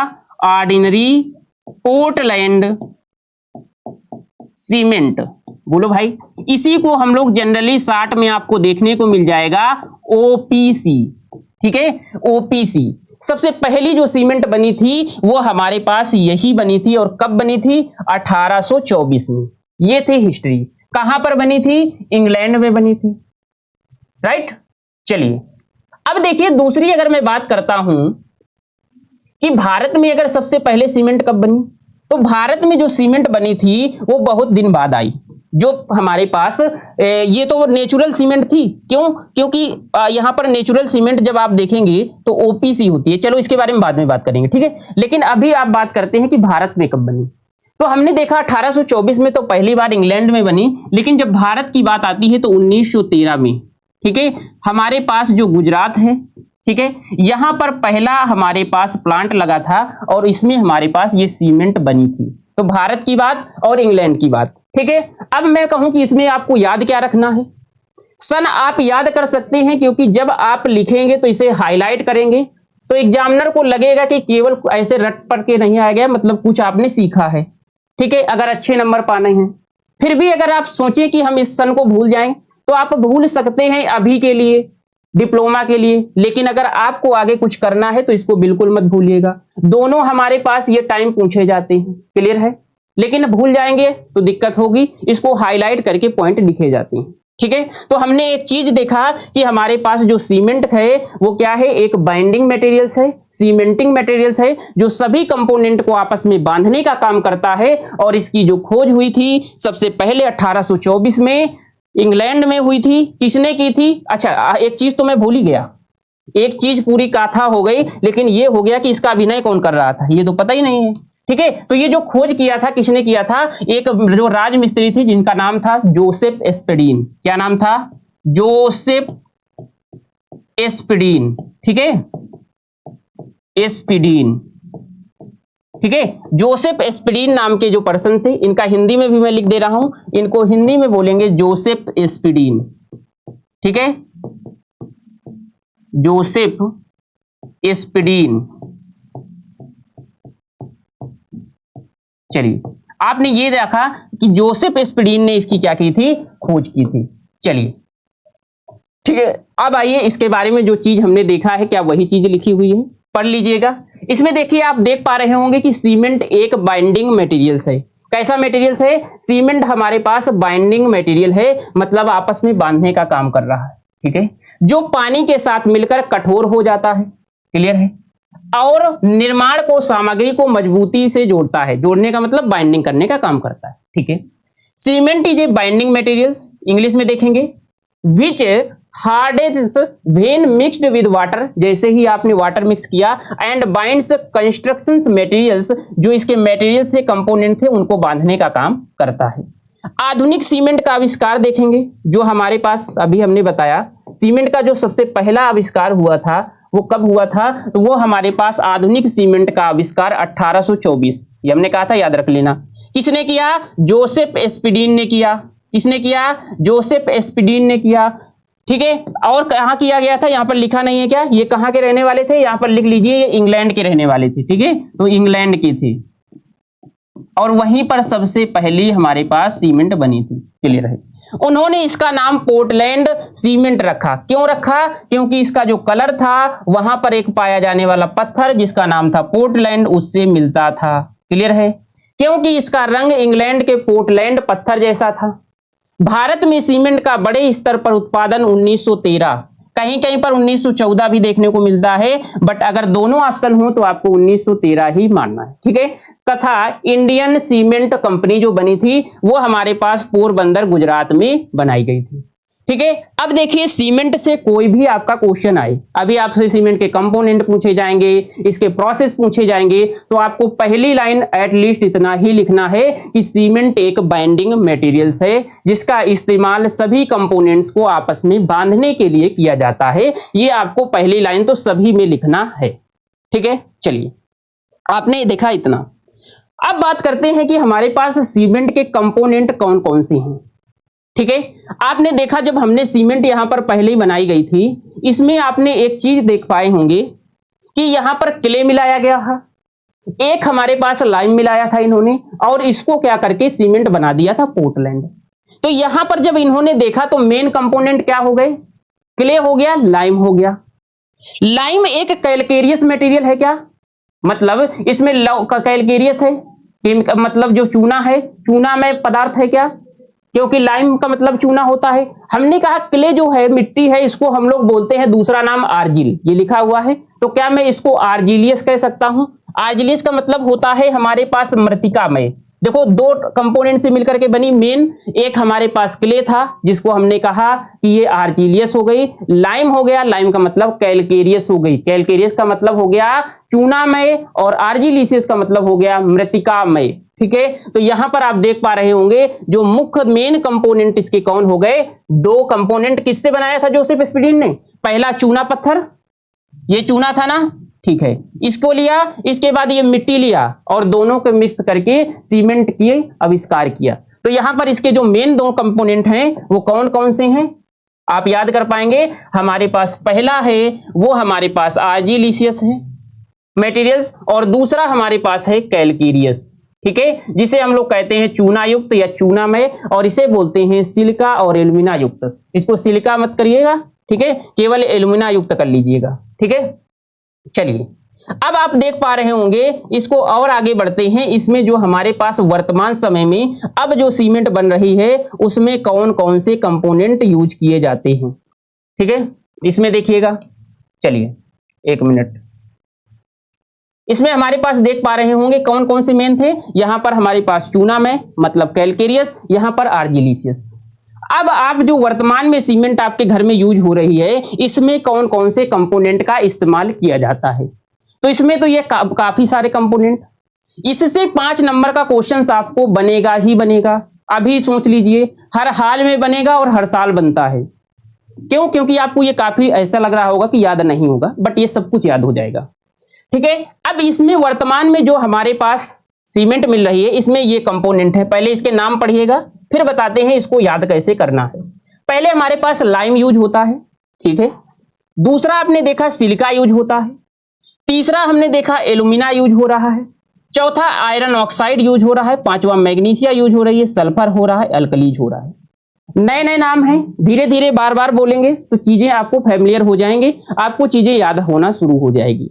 क्यों? क्योंकि अभी तक आपने जो पढ़ा है 2 साल में, फिजिक्स केमिस्ट्री मैथ पढ़ा होगा। जनरली जो आपका ट्रेड के सब्जेक्ट हैं, जो सिविल इंजीनियरिंग ब्रांच है, उसमें सब्जेक्ट की जो स्टार्टिंग है यही 3rd सेमेस्टर से ही होती है। चलिए अब इन सब्जेक्ट इनके बारे में जानेंगे, फिर इनके बारे में इनका क्या क्या काम होता है, कुछ इस तरह से आपको सबके बारे में 2-2 लाइनें लिखना होगा और तब आपका बनेगा 5 नंबर का ये क्वेश्चन। चलिए अब इसके बारे में हम लोग जानते हैं कि इसको याद कैसे करेंगे। देखिए इसके लिए हमारे पास जो कंपोनेंट होते हैं, इसकी एक होती है ट्रिक याद करने की। क्या क्या ट्रिक होती है समझिएगा। इसको हमारे पास याद कर सकते हैं, जो हमारे पास ये ट्रिक होती है लॉस एम्स। एम्स वही दिल्ली वाला एम्स, आप नाम सुने होंगे ना, बस इससे रिलेट करके आप इन चीजों को याद कर सकते हैं। देखिए हमारे पास अगर मैं कहूं इन दोनों में लॉस का मतलब वही नुकसान वाला, इन ओ एस को साइलेंट कर दीजिए, इनसे कोई मतलब नहीं है। एल को देखिएगा, एस को देखिएगा, ए को देखिएगा, आई को देखिएगा, एम को देखिएगा, एस को देखिएगा। ये आपको यहां पर मिल गई ट्रिक, याद कर पाएंगे। बार बार बोलेंगे लॉस एम्स, क्या बोलेंगे? Loss AIIMS. क्लियर है? चलिए अब इनसे हमारे पास लिख देते हैं और क्या क्या शब्द इनसे निकल करके आते हैं वो जान लेंगे। ठीक है, चलिए यहां पर हमने देखा सबसे पहले हमारे पास मिला, हमारे पास एल। ठीक है, इससे जो हमारे पास शब्द मिलकर के आया वो आया लाइम। क्या है? लाइम। याद हुआ? चलिए दूसरा हमारे पास वर्ड आता है यस। क्या आता है? यस। ऐसे 1 मिनट पहले लिख देते हैं। एल आया, एस आया, फिर इसके बाद ए आया, फिर इसके बाद आई आया, फिर इसके बाद एम आया, फिर इसके बाद एस आया। क्लियर है? चलिए देखो इनको ऐसे ही याद किया जाता है। अब आप देखे होंगे कि एल से हमारा हो गया लाइम, यस से हो गया सिलिका। क्या हो गया? सिलिका। सिलिका का मतलब वही जो आप बालू, इसको हिंदी में लिखना चाहें तो लिख सकते हैं चूना बोलते हैं। ठीक है, चूना पत्थर वाला। ठीक है, सिलिका का मतलब वही आपका सिलिका लिख सकते हैं, जो बालू होती है जनरली उसे ही बोलते हैं सिलिका। ठीक है, चलिए इसके बाद हमारे पास ए से होता है एलुमिना। ठीक है, एलुमिना। ठीक है, आप देख पा रहे होंगे, इसको लिख सकते हैं एलुमिना।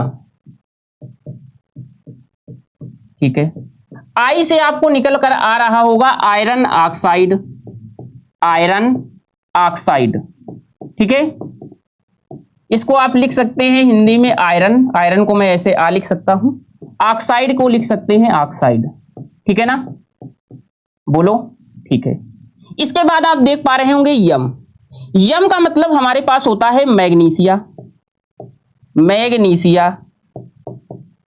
ठीक है, चलिए इसके बाद आप देख पा रहे होंगे यस, और यस से निकल कर आता है सल्फर।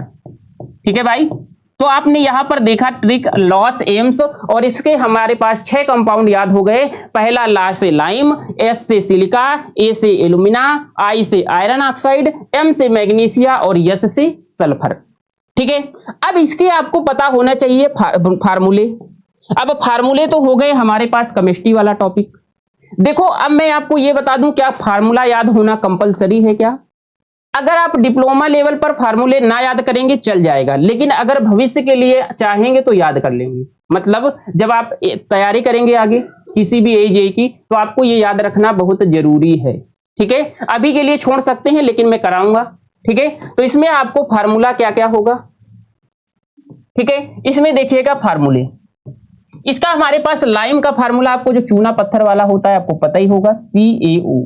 ठीक है, इसके बाद सिलिका क्या होती है, इसको जो हमारे पास बोलते हैं SiO2, मतलब सिलिकॉन डाइऑक्साइड। ठीक है, इसके बाद एलुमिना की बात करेंगे तो एलुमिना को बोलते हैं Al2O3, एल्यूमिनियम ट्राइऑक्साइड। क्लियर है? इसके बाद आयरन ऑक्साइड, ये तो जनरली फार्मूला आपको पता होगा। ठीक है, Fe2O3, जिसे आप केमिस्ट्री में फेरिक ऑक्साइड बोलते हैं। ठीक है, इसके बाद मैग्नीशिया, ये हमारे पास क्या होता है, MgO। ठीक है, इसके बाद हमारे पास सल्फर, ये हमारे पास होता है SO3, सल्फर ट्राइऑक्साइड जनरली इसको केमिस्ट्री में कहते हैं। ठीक है, इसको अच्छा मैं एक साथ कर देता हूं, थोड़ा सा सामने हो जाएगा ज्यादा सही, अच्छा लगेगा। ठीक है, इसको एक साथ लिख देते हैं, जिससे इसे एक टेबल फॉर्म में कन्वर्ट कर देंगे। ठीक है, चलिए यहां पर हमने क्या किया, यहां पर हमने देखा इसका फार्मूला क्या था, CaO था। इसका हमने क्या देखा, इसका हमारे पास सल्फर का SiO2 सिलिकॉन डाइऑक्साइड, सिलिका के बाद एल्यूमिना था Al2O3, ठीक है।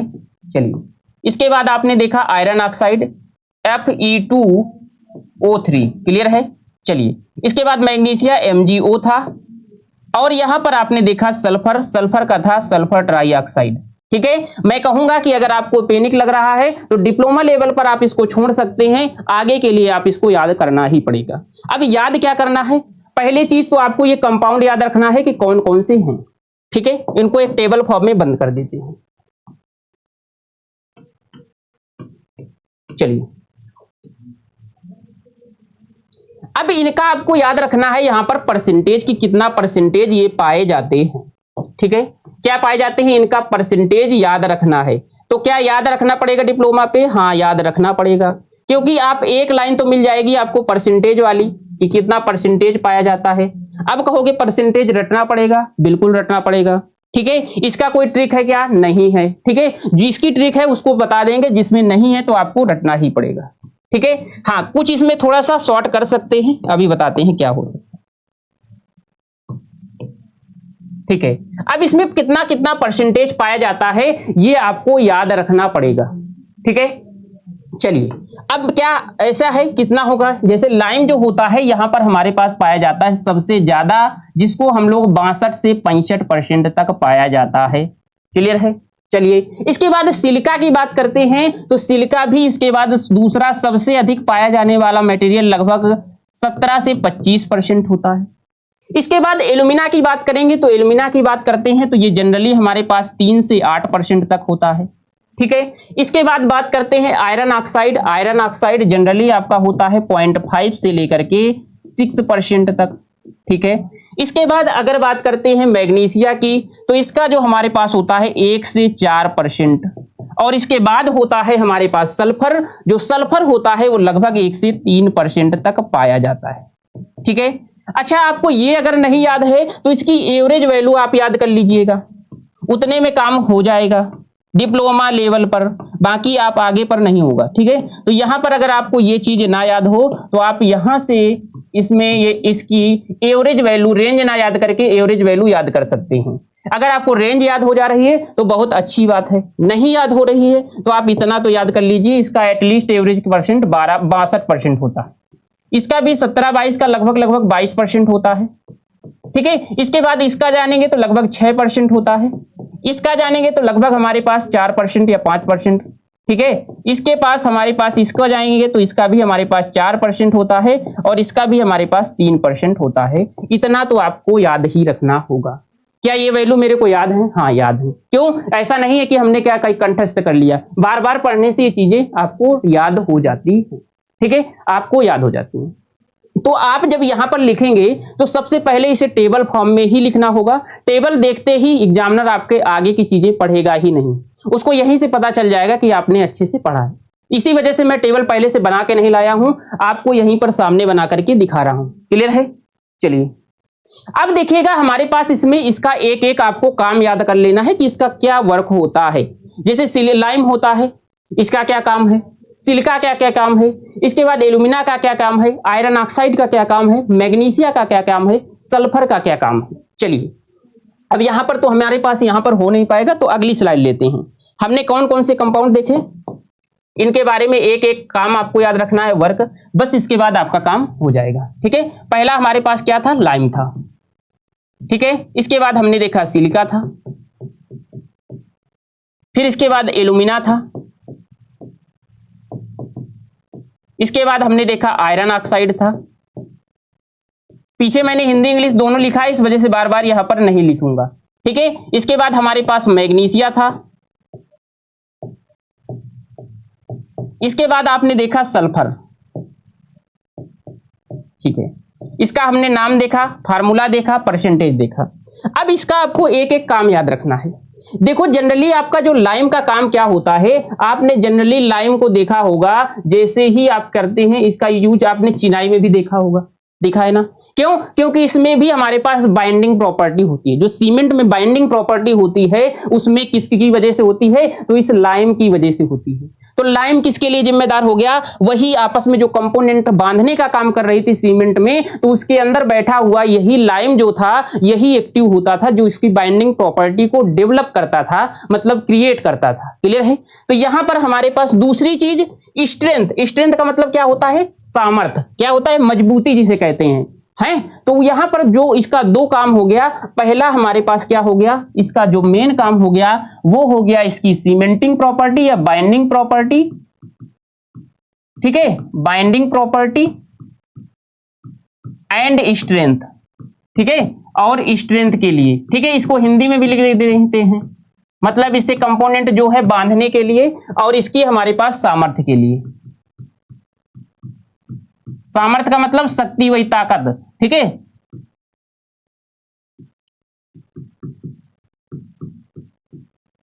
चलिए दूसरा हमने यहां पर देखा सिलिका। ठीक है, आप ये जो चीज लिखी है ना, एक एक चीज आपको याद हो जाएगी, तो आप ये जो चीजें यहां पर लिखी हुई हैं आसानी से समझ में आ जाएगी। जो आपको 5 नंबर का यहां से क्वेश्चन बनेगा वो भी आसानी से, ये जो चीजें आगे लिखी हुई है ना, ये आपको सब अभी बिल्कुल याद हो जाएंगी। ठीक है, जनरली चीजें याद नहीं होती, लेकिन ऐसे आप चलेंगे तो आपको बिल्कुल आसानी से चीजें कंठस्थ हो जाएंगी। चलिए सिलिका की बात करें। सिलिका को यस से सिलिका, यस से स्ट्रेंथ याद रखना। क्या याद रखना? स्ट्रेंथ। ठीक है, तो स्ट्रेंथ के लिए आपने दो कंपोनेंट देखा, पहला लाइम भी था मतलब चूना पत्थर, इसके बाद हमारे पास सिलिका मतलब जो बालू है, ये भी हमारे पास सामर्थ्य या ताकत के लिए जिम्मेदार होती है। ठीक है, चलिए इसके बाद आपका क्या होता है? एल्यूमिना। एल्यूमिना क्या होता है? सेटिंग टाइम के लिए जिम्मेदार होता है। सेटिंग टाइम मतलब अभी देखो, अब पहले बताते हैं सेटिंग टाइम। ठीक है, सेटिंग टाइम क्या होता है समझिएगा। देखो दो चीजें आती हैं, अभी आपको दो चीजें देखने को मिलेगी। एक मिलता है सेटिंग टाइम मतलब सेटिंग, दूसरा हमारे पास मिलता है हार्डनिंग। इसको समझिएगा पहले सेटिंग टाइम होता क्या है, अभी इसके बारे में थोड़ा सा देखेंगे जिससे आपका अभी काम बन जाए, क्योंकि आगे इससे संबंधित आपके पूरे टेस्ट हैं।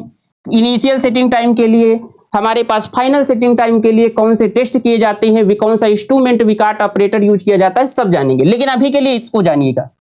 आपने क्या किया? जैसे ही सीमेंट मिक्स किया, फाइन एग्रीगेट मिक्स किया, वाटर मिक्स किया, आपके पास बनकर के ये मोटार तैयार हो गया।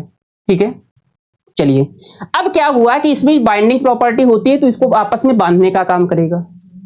लेकिन हम क्या करेंगे कि ऐसे हमने क्या किया, तुरंत मोटार बनाया और तुरंत जाकर के हमने अप्लाई तो कर नहीं दिया होगा। आपने देखा होगा, पता चले गांव में काफी मोटार बन गया, पूरा लगभग एक टाइम का बनाते हैं। सुबह आता है राजमिस्त्री, वो क्या करता है, एक टाइम का पूरा हमारे पास मोटार तैयार करवाता है। अब क्या होता है कि इसको क्या, अगर इसकी बाइंडिंग प्रॉपर्टी इतनी अधिक हो तो जैसे ही बन जाएगा तो ये आपस में बाइंड कर देगा, तो इसका तो इस्तेमाल होगा ही नहीं। आपस में ये क्या कर दिया, बॉन्डिंग बना लिया। इसने अप्लाई होने से पहले ही बॉन्डिंग बना लिया, तो फिर तो इसका इस्तेमाल नहीं हो पाएगा। तो इसके लिए फिर हम लोग मिलाते हैं जिप्सम। अभी आगे पढ़ेंगे थोड़ा सा जिप्सम के बारे में, अभी आज ही पढ़ेंगे। ठीक है, तो हमने क्या किया, जिससे इसकी सेटिंग टाइम को मतलब डिले करे, सेटिंग टाइम को कम करे। ठीक है, सेटिंग जल्दी से ना हो पाए। अब आपने क्या किया, यहां पर जब जिप्सम मिला दिया तो इसकी सेटिंग टाइम कम हो गई। अब हमारा मेन टॉपिक था सेटिंग टाइम। हमने क्या किया, इसमें दो टाइप के होते हैं, पहला होता है इनिशियल और दूसरा होता है फाइनल। पहले इसको समझिएगा कि इनिशियल क्या है, फाइनल क्या है। इनिशियल और फाइनल, ठीक है। हमने क्या देखा कि यहां पर सेटिंग टाइम की बात हो रही थी। हमने जैसे ही कंक्रीट को लाए, बनाया हमने, मोटार को हमने बनाया, बना करके वहां से जिस जगह आपने बनाया होगा वहां से लेबर लेकर के आया होगा, मेसन ने इसको अप्लाई किया होगा। अप्लाई करने के बाद इस पर ब्रिक रखी होगी। ब्रिक रखने के बाद आप 10 मिनट बाद भी आप ऐसा कर सकते हैं कि इस ब्रिक को उठा सकते हैं। उठाने के बाद यहां से जो आपका ये क्या था, मोटार था, इसको उठाकर दूसरी जगह भी अप्लाई कर देंगे तो ये ब्रिक चिपका लेगा, मतलब इसकी स्ट्रेंथ अभी है। तो इसका मतलब है कि जब तक इसकी प्लास्टिसिटी अभी बनी है, प्लास्टिसिटी का मतलब क्या है, प्लास्टिसिटी का मतलब यहां पर यह है कि जब आपको इसको दोबारा इस्तेमाल कर सके और इसकी स्ट्रेंथ लॉस ना हो, स्ट्रेंथ खत्म ना हो, तो ये हमारे पास टाइम जो होता है इनिशियल सेटिंग टाइम होता है। अच्छा, फाइनल सेटिंग टाइम क्या होता है? आप 10 घंटे बाद आइए, 15 घंटे बाद आइए, इस ब्रिक को हाथ से उठाइएगा, थोड़ा सा बल ज्यादा लगेगा, उठा लेंगे, लेकिन आप यहां से मोटार को निकाल करके दूसरी जगह अप्लाई करेंगे, ये अपनी स्ट्रेंथ को खो चुका होगा और आप इसका रीयूज नहीं कर पाएंगे, मतलब इसकी पूरी प्लास्टिसिटी खत्म हो चुकी होगी।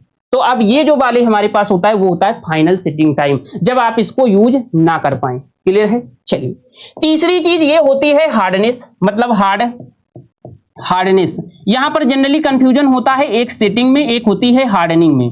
ठीक है, हार्डनिंग समझिएगा, हार्डनेस मत बोलिएगा, हार्डनिंग।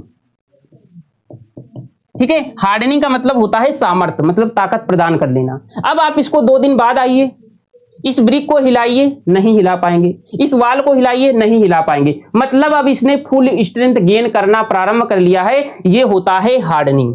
तो आपने यहां पर मेन जो टॉपिक था इसके बारे में आगे पढ़ेंगे, लेकिन अभी केवल आपको जानना यह जरूरी था कि सेटिंग टाइम क्या होता है।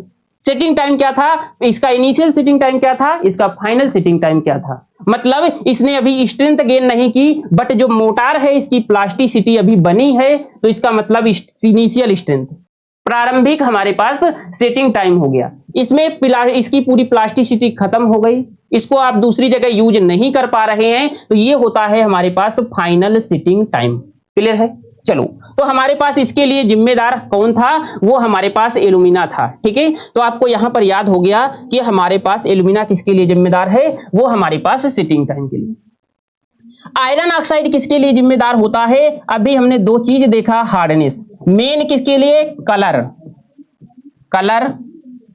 And hardness. आपने कलर देखा होगा सीमेंट का, कैसा होता है, ग्रे कलर का होता है कि नहीं। कलर का मतलब क्या बोलेंगे, रंग, और हार्डनेस का मतलब क्या हो जाएगी, हार्ड, कठोर। ठीक है, जिसमें उसकी क्या हो जाती है, सामर्थ्य मिल जाती है। क्लियर है?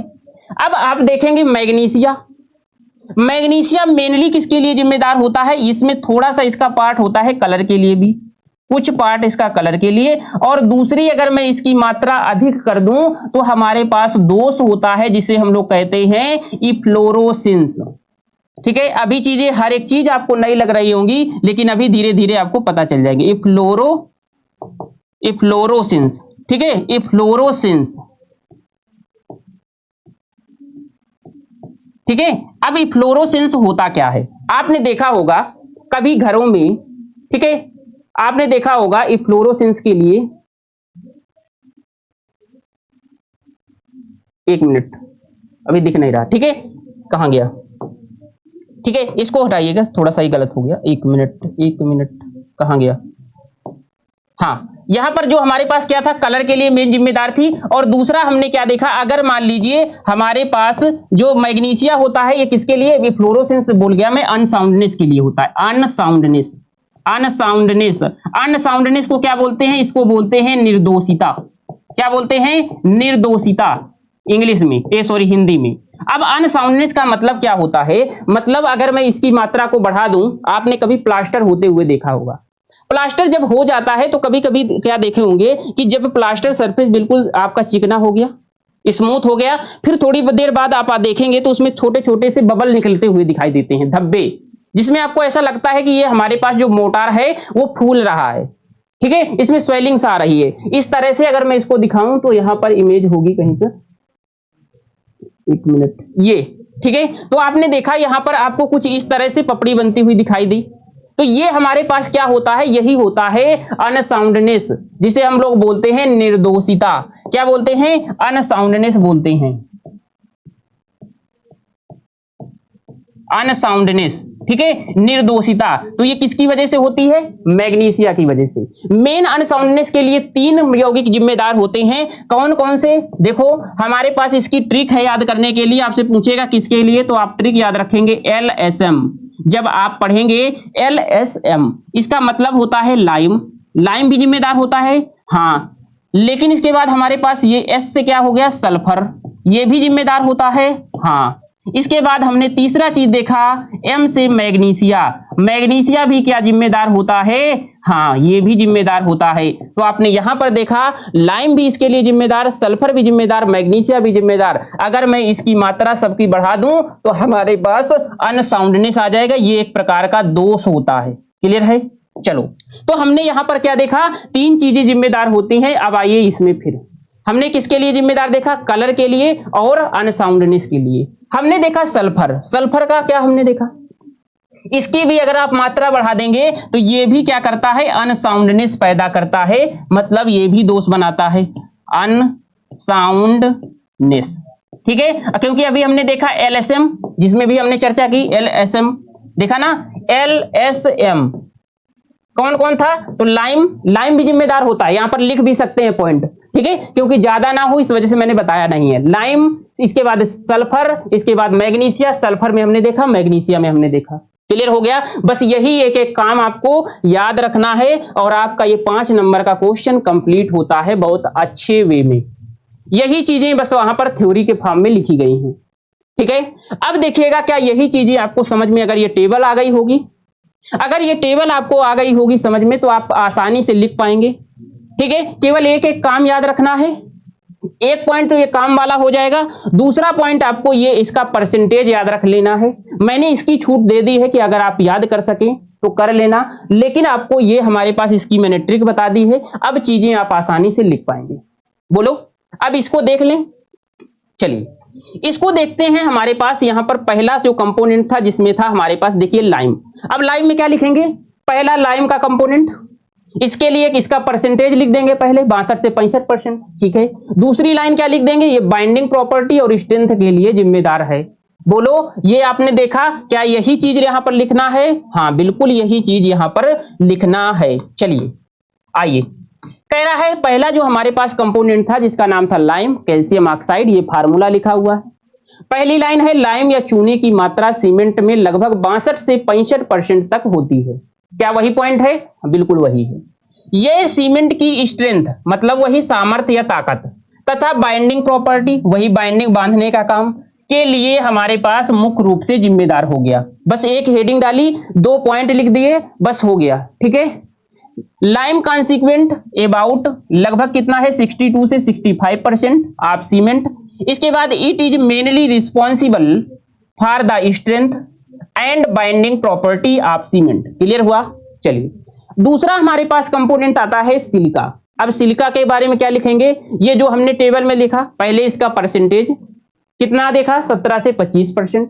इसका क्या वर्क था, इसका काम ये था स्ट्रेंथ प्रोवाइड करना। हमने याद रखने का तरीका, एस से सिलिका, एस से स्ट्रेंथ, ऐसे याद कर सकते हैं।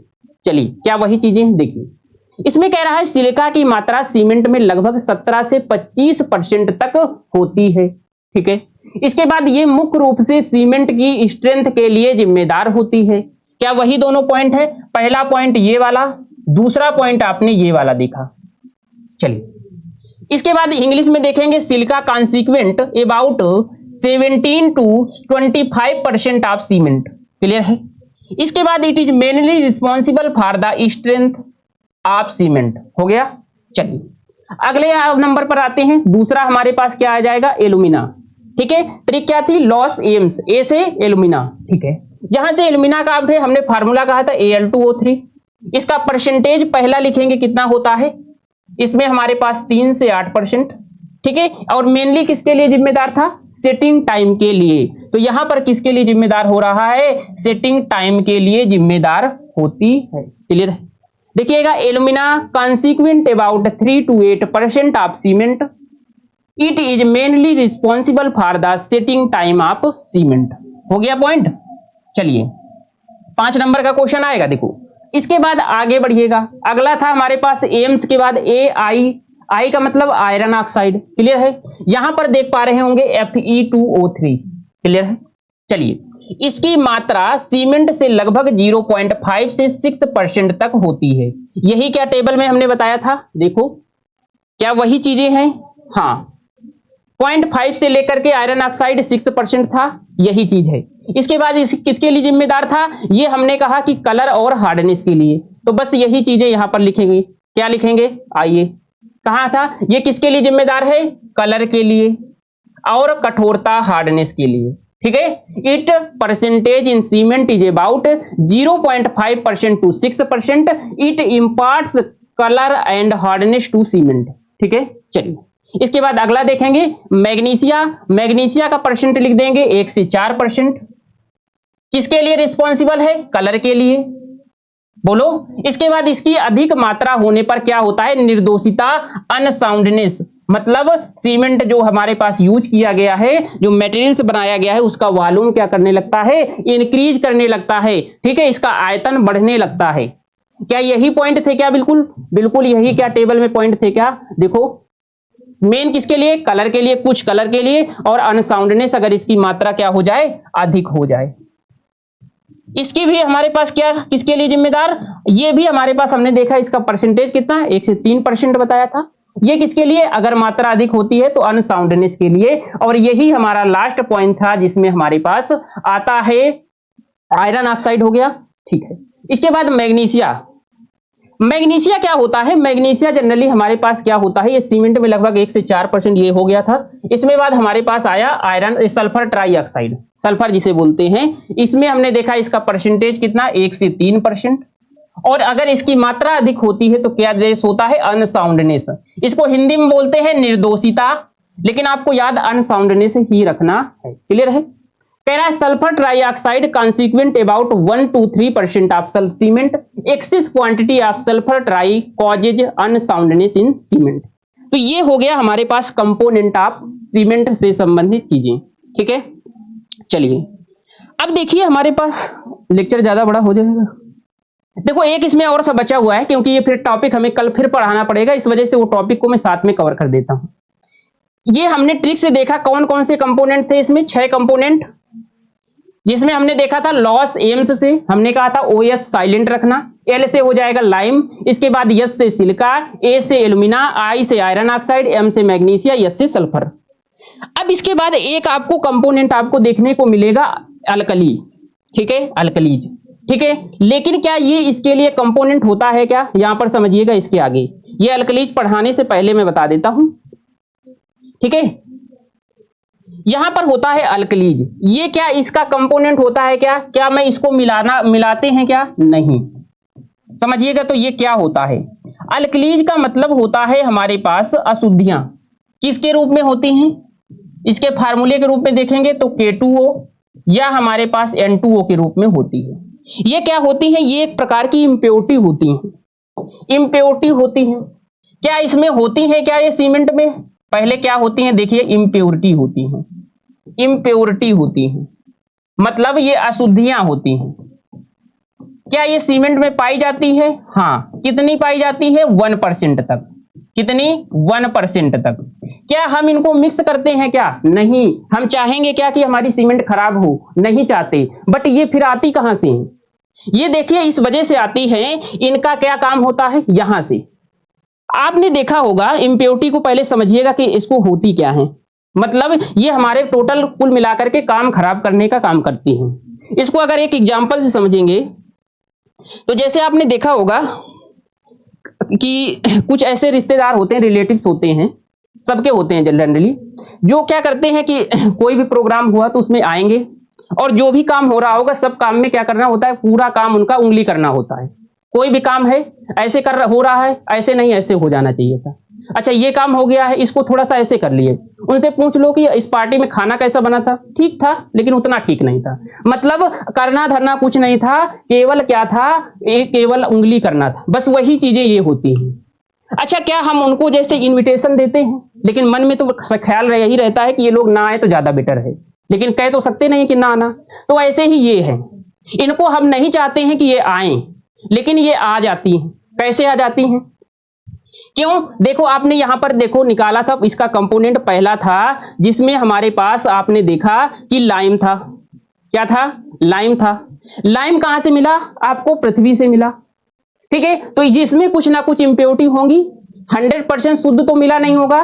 ठीक है, सिलिका आपने भी वो निकाला, वो भी जमीन से आया, मतलब जो ये होती हैं नदियां वगैरह होती हैं वहां से आप निकालते हैं, इसमें भी कुछ ना कुछ इंप्योरिटी होती है। एल्यूमिना आपने मिलाया, आयरन ऑक्साइड, आयरन जो निकालते हैं फेरस, वो भी जमीन से निकलता है, इसमें भी कुछ इंप्योरिटी होती हैं। ये 100% शुद्ध नहीं होते हैं, इस वजह से इनकी जो कमियां होती हैं वही हमारे पास यहाँ इंप्योरिटी के रूप में आ जाती हैं, जिन्हें हम कहते हैं अल्कली।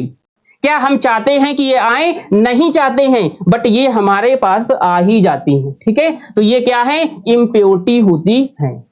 अच्छा, इसका अब ये इम्प्योरिटी आएंगी इम्प्योरिटी, तो ये कुछ ना कुछ तो काम खराब करेंगे ही करेंगे। ठीक है, तो ये क्या करती हैं? ये इफ्लोरोसेंस दोष पैदा करती हैं। अब इफ्लोरोसेंस क्या होता है, पहले इसको देखिएगा तब आपको समझ में आएगा। आपने देखा होगा जब काफी पुरानी दीवार हो जाती है तो उसमें कुछ इस तरह के सफेद कलर के पैचेज निकलने लगते हैं, तो उसमें हम लोग कहते हैं कि इसमें सीलन आ गई है, जिस वजह से यहां पर एक ऐसे व्हाइट कलर के धब्बे दिखते हैं ना। तो ये जो धब्बे हमारे पास होते हैं, यही हमारे पास दोष होता है, इफ्लोरोसेंस होता है। इसको क्या बोलते हैं? इसको बोलते हैं इफ्लोरोसेंस। ठीक है, इफ्लोरोसेंस। ठीक है, तो यही हमारे पास किसकी वजह से आया है? ये अल्कली की वजह से आया है। जो इम्प्योरिटी है ये आपको इस तरह से दिखता है ना, इसमें लगता है कि ब्रिक धीरे धीरे क्षय हो रहा है, मतलब टूट टूट करके गिर रहा है, तो यही आपका होता है इफ्लोरोसेंस। तो आपको अल्कली समझ में आ गया? कितना परसेंटेज होता है? 1% से अधिक नहीं होना चाहिए, जनरली 0.5 से 1% या 1% कह सकते हैं। और इसके कारण क्या होता है? ये इफ्लोरोसेंस हमारे पास इफेक्ट पैदा होता है, जो हमारे लिए क्या होता है? खराब होता है। बस इसके बारे में यही 2 पॉइंट आपको याद रखने हैं। क्या है? इसकी मात्रा लगभग 1% होती है, तथा ये सीमेंट का अवांछनीय घटक होता है। अवांछनीय का मतलब होता है अनएडवांटेज, मतलब जिसको हम कोई मतलब चाहते भी नहीं है ना, कोई हमारे लिए वो लाभदायक है, मतलब हमारे पास जो नॉन डिजायरेबल पोर्शंस है। ठीक है, इसके बाद अगर कहेंगे ये मुख्य रूप से उत्फ्लुअन का मतलब यही इफ्लोरोसेंस। उत्फ्लुअन हिंदी में बोलते हैं, याद रखना है तो रख लीजिए, लेकिन इंग्लिश में आप इसको इफ्लोरोसेंस ही याद रखिएगा। ठीक है, जिसका क्या मतलब है? सतह पर सफेद लवणी दाग बनने की क्रिया के लिए जिम्मेदार होता है। चलिए, इसके बाद देखेंगे इंग्लिश में it percentage is about 1% and it's is and desirable undesirable consequent of cement, मतलब ये अवांछनीय घटक होते हैं जिसको हम नहीं चाहते हैं। It is mainly responsible for efflorescence formations of white salt deposits on the surface. Clear है? तो ये हमारे पास टोटल कंपोनेंट थे। क्या आपके सीमेंट के ये इसका मेन कंपोनेंट नहीं है, हमने मेन कंपोनेंट वही 6 पढ़े थे। क्या था? Loss AIIMS. ठीक है, जिसमें हमारे पास लाइम था, सिलिका था, एल्यूमिना था, आयरन ऑक्साइड था, मैग्नीशिया था, सल्फर था। ये तो अपनी तरफ से उसमें ऐड हो जा रहा था। ठीक है, इसके बाद जब हम लोग सीमेंट बनाते हैं तो सीमेंट बनाते समय जब लास्ट में हम उसमें थोड़ा सा जिप्सम ऐड करते हैं। अब इसकी डिटेलिंग हम लोग पढ़ेंगे कल, क्योंकि अभी बढ़ाएंगे तो ये हो जाएगा लेक्चर काफी बड़ा। ठीक है, हाँ ठीक है, तो इसमें क्या होगा? केवल आपको इतना ही याद रखना है। याद रखने का हमने तरीका भी बता दिया, जहां ट्रिक लगना था वो ट्रिक हमने बता दिया, जहां टेबल फॉर्म होनी थी टेबल फॉर्म करके हमने दिखा दिया। ठीक है, आई होप चीजें बहुत अच्छे से चीजें क्लियर हुई होगी। एक बार में चीजें समझ में नहीं आती हैं क्योंकि अभी तक नई चीजें हैं, थोड़ा सा डाटाबेस चीजें हैं, समझ में आ गई होंगी, लेकिन बार बार अगर आप इसको रिवाइज नहीं करेंगे तो ये चीजें दिमाग से उतर जाएंगी, भूल जाएंगी। ठीक है, तो आपसे यही रिक्वेस्ट है कि थोड़ा सा एक बार सरसरी नजर से इसको लेक्चर देखने के बाद पीडीएफ पर भी नजर मार लीजिएगा। क्लियर है भाई? चलिए, अब आप देखते हैं इसके आगे हम लोग पढ़ेंगे कल, इसके प्रोसेस को पढ़ेंगे, किस तरह से हमारे पास सीमेंट बनती है, कौन कौन से इसके मेथड्स होते हैं। 2 मेथड आपको देखने को मिलेंगी, एक ड्राई मेथड, एक वेट मेथड। कौन ज्यादा सुटेबल है, वर्तमान में कौन ज्यादा यूज किया जा रहा है, ड्राई यूज किया जा रहा है, क्यों यूज किया जा रहा है, इसके क्या हमारे पास फ्लो डायग्राम होंगे, कल देखेंगे। ठीक है, तो आज की क्लास में फिर इतना ही रखते हैं।